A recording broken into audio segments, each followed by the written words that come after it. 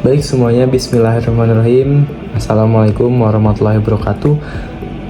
Di sini saya memperkenalkan nama saya Muhammad Ashkar Naswan dari Program Studi Bisnis Digital Universitas Pakuan dengan NPM 023123044. Video ini bertujuan untuk menyelesaikan tugas mata kuliah Creative Thinking. Terima kasih. Oke, jadi pada kesempatan kali ini saya akan menjelaskan mengenai RPA dan IoT sebagai implementasi yang akan dilakukan di ibu kota Nusantara. Nah, jadi menurut saya pribadi hal ini tuh bertujuan untuk meningkatkan produktivitas yang terjadi di ibu kota Nusantara nanti. Sebelum kita mengetahui tentang apa yang akan dilakukan oleh pemerintah untuk mendukung secara apapun itu untuk mengimplementasikan hal yang diinginkan untuk menjadikan ibu kota Nusantara ini sebagai ibu kota dengan menggunakan teknologi canggih ke depannya. Nah, ibu kota Nusantara ini merupakan ibu kota baru dari Republik Indonesia yang tadinya itu bermula di ibu kota Jakarta, di DKI Jakarta, lalu pindah ke IKN yang ada di Kalimantan. Nah, jadi ibu kota Nusantara atau IKN ini merupakan ibu kota baru Indonesia, guys, yang dimana sebelumnya ibu kota Indonesia ini berada di Jakarta, namun sekarang berpindah di Kalimantan yang terletak di Kalimantan Timur. Menjadi simbol transformasi bagi negara Indonesia ini, IKN dirancang untuk menjadi kota modern yang bukan hanya sebagai berfungsi pusat pemerintahan, tetapi juga sebagai pusat ekonomi, teknologi, dan keberlanjutan lingkungan. Pembangunan IKN ini mencerminkan visi Indonesia yang lebih maju dan induktif.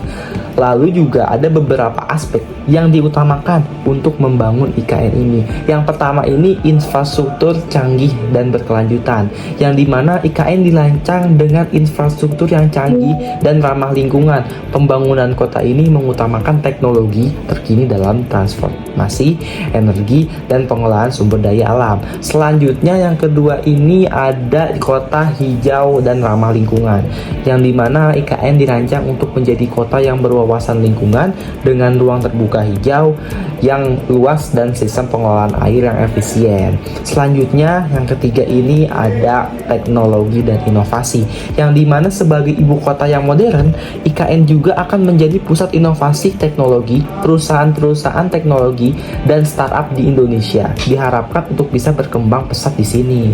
Seperti itu, guys. Lalu yang terakhir ini ada pemerintahan yang efisien dan terintegrasi, yang dimana pemerintah di IKN akan berfokus pada efisiensi dan transparansi penggunaan teknologi informasi untuk pengelolaan administrasi dan pelayanan publik, akan mempermudah akses masyarakat. Seperti itu, guys.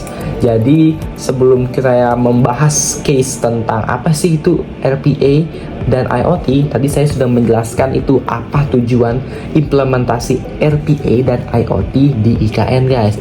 Lalu selanjutnya yang saya akan jelaskan ini mengenai apa sih itu RPA atau IoT di IKN. Robotic Automation atau RPA adalah teknologi yang memanfaatkan robot pelangkat lunak untuk mengotomatisasi tugas-tugas reparatif dalam berbagai proses bisnis.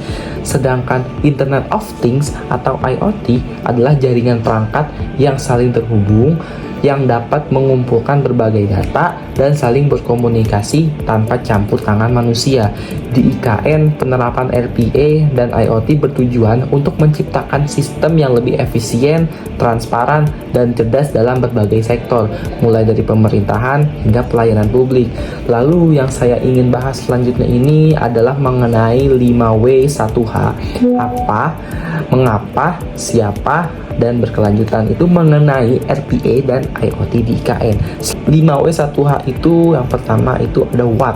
atau apa, yang dimana implementasi RPA akan mengautomatisasi proses administrasi dan layanan publik seperti pengolahan data kependudukan, pajak, dan perizinan. Itu dari segi RPA. Sedangkan dari segi IoT akan menciptakan konektivitas antara berbagai perangkat, mulai dari pengolahan energi, transportasi cerdas, hingga sistem pemantauan kualitas udara. Contoh dari implementasi transportasi cerdas yang sudah ada di IKN ini adalah kereta tanpa rel, yang dimana baru diresmikan beberapa bulan lalu. Dengan hal tersebut itu sangat menunjukkan bahwa IKN ini sudah sungguh-sungguh untuk menerapkan hal tersebut. Selanjutnya ini ada mengapa efisien dan transparansi dalam pemerintahan dan layanan publik, lalu juga meningkatkan kualitas hidup masyarakat melalui teknologi yang terintegrasi. Jadi apa sih kenapa IKN ini sangat menjunjung tinggi mengenai RPA dan IoT? Jawabannya tadi guys. Lalu selanjutnya ini siapa? Nah, yang pertama ini ada pemerintah, lalu juga bersama dengan mitra teknologi, perusahaan teknologi, dan masyarakat sebagai pengguna akhir.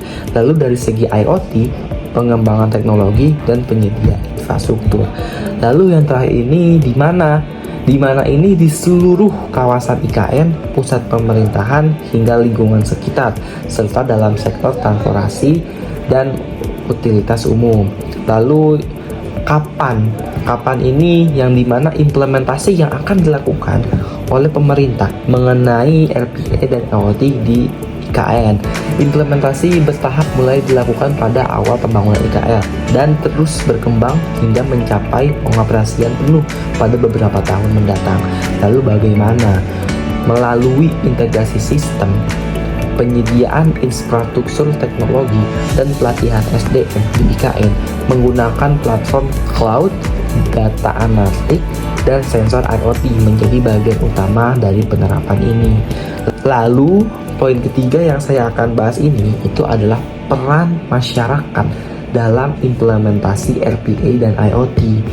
Yang pertama ini ada pro kontranya guys. Ternyata untuk mengimplementasikan hal-hal tersebut juga ternyata tidak semua pihak itu mendukung mengenai penerapan IoT dan RPA di IKN. Ada pro dan kontra juga. Yang pertama saya akan bahas ini adalah pro, yang dimana pro-nya ini meningkatkan kualitas hidup. Dengan teknologi yang terintegrasi, masyarakat akan mendapatkan pelayanan publik yang lebih cepat, aman, dan efisien. Lalu juga ada dari segi peluang kerja baru. RPA dan IoT akan membuka peluang kerja baru di bidang teknologi seperti pengembangan perangkat lunak, pemeliharaan infrastruktur, dan analis data. Lalu yang terakhir ini dari segi partisipasi aktif, yang dimana masyarakat akan memiliki akses lebih besar untuk berpartisipasi dalam pengambilan keputusan berbasis data yang akurat. Lalu selain pro juga ada yang bertentangan, yaitu adalah kontra. Kontra ini ada beberapa contoh guys. Satu yang saya simpulkan menjadi beberapa bagian saja. Yang pertama ini adalah kontra dari segi ketergantungan pada teknologi. Yang jelas, terlalu bergantung pada teknologi bisa menyebabkan kerentangannya terhadap masalah teknis atau serangan cyber. Lalu juga dari segi kesenjangan digital, yang dimana masyarakat kurang terdidik atau tidak memiliki akses ke teknologi, mungkin tertinggal dalam pemanfaatan manfaat yang ada. Lalu yang terakhir ini dari segi kehilangan pekerjaan tradisional, yang dimana beberapa pekerjaan yang sebelumnya dilakukan oleh manusia, terutama yang bersifat repetitif, dapat tergantikan oleh sistem otomatis. Lalu ada poin keempat yang saya akan bahas ini mengenai harapan ke depan untuk masyarakat berdasarkan topik yang tadi dibahas guys.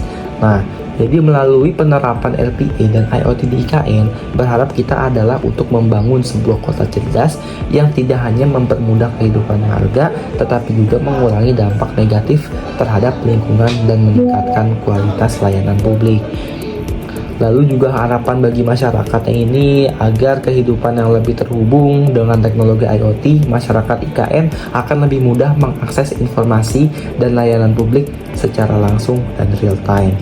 Lalu juga peningkatkan kesejahteraan. Implementasi teknologi ini diharapkan dapat menciptakan lapangan pekerjaan baru serta mendukung sektor ekonomi yang berkelanjutan.